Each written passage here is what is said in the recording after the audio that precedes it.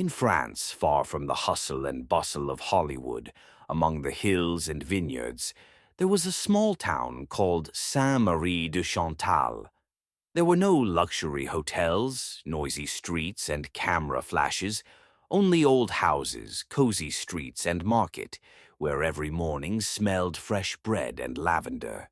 But the main pride of Saint-Marie was the old theatre Lumière, which once attracted spectators from all over the area. Within its walls, operas were performed, plays by great playwrights were staged, and local actors found inspiration to dream of the big stage. But times have changed. The theater closed, the money for its upkeep ran out, and eventually it became an abandoned building, with peeling plaster and a roof that leaked with every rain. City officials decided to tear it down, making way for a new parking lot. The old people were in despair. After all, in this theater they had once met their first love, heard their favorite music, lived the emotions of great actors.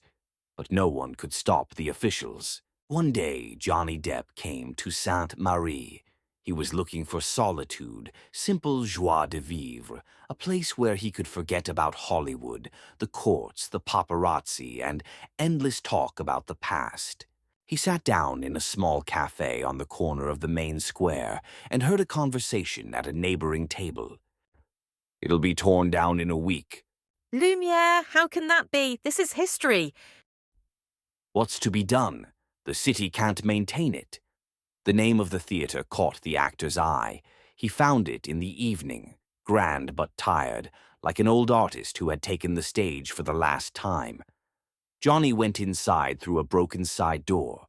Dusty light fell through the broken stained glass windows. The smell of old backstage and wood lingered in the air. He walked up to the stage, looked out into the darkened auditorium, and imagined how once there had been laughter, applause, breathless listening to great monologues. His heart trembled. The next day, Johnny went to the mayor of the town. "How much does this theater cost?" he asked, sipping his morning coffee. The mayor was surprised. "But what do you need it for? It's a ruin."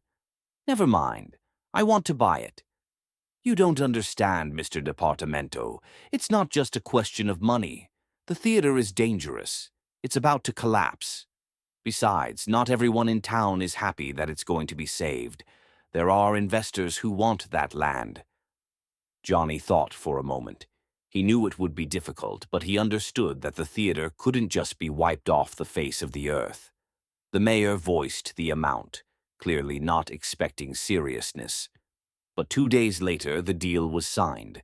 The Lumière Theater was now owned by Johnny Depp. He gathered local craftsmen, carpenters, restorers, painters. He personally participated in the renovation, hauling boards, laundering old chairs, cleaning the walls.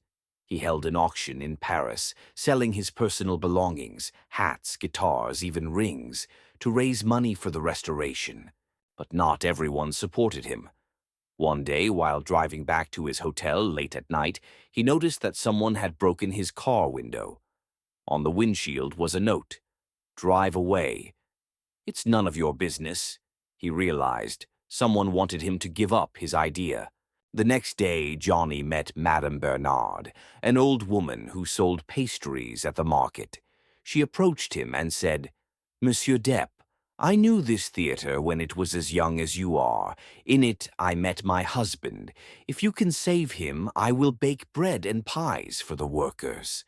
Other locals came up behind her.